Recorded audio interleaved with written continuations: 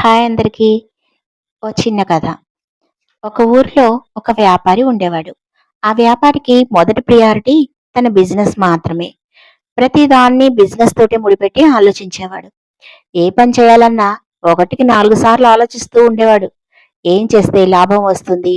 ఎలా చేస్తే లాభం వస్తుంది? ఎలా బిజినెస్ చేయాలి? ఇలాంటి ఆలోచనలతోటే ఉండేవాడు. ఒకరోజు ఆ వ్యాపారి తండ్రి బాగా వయసు మీద పడిపోవడంతో చనిపోయాడు. ఆ వ్యాపారి తన తండ్రి చనిపోయిన విషయాన్ని అందరికీ తెలిసేలాగా పేపర్లో ప్రకటన ఇద్దాము అనుకున్నాడు.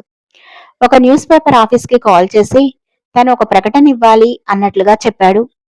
ఆ పేపర్ ఆఫీస్ వాళ్ళు 10 పదాలలోపు ప్రకటన అయితే రూ. 500, ఒకవేళ 10 పదాలు దాటితే గనక ప్రతి 10 పదాలకు రూ. 500 చొప్పున పెరుగుతుంది అని చెప్పారు. ఆ వ్యాపారి 10 పదాలలోపే ప్రకటన ఇస్తాను అని చెప్పాడు.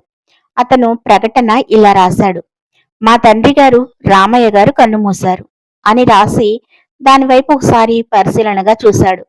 అక్కడ కేవలం 5 పదాలు మాత్రమే ఉన్నాయి.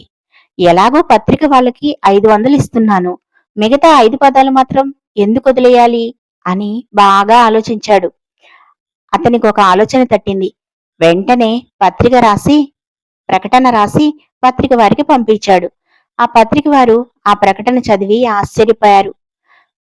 ఇంతకీ ఆ ప్రకటన సారాంశం ఏంటంటే, మా తండ్రి గారు రామయ్య గారు కన్నుమూశారు, వీల్ చైర్ ఫర్ సేల్. ఇది ఆ ప్రకటన సారాంశం. ఆ ప్రకటన చదివిన తర్వాత పాపం చనిపోయిన రామయ్య గారు కూడా నెత్తి కొట్టుకొని ఉంటారు.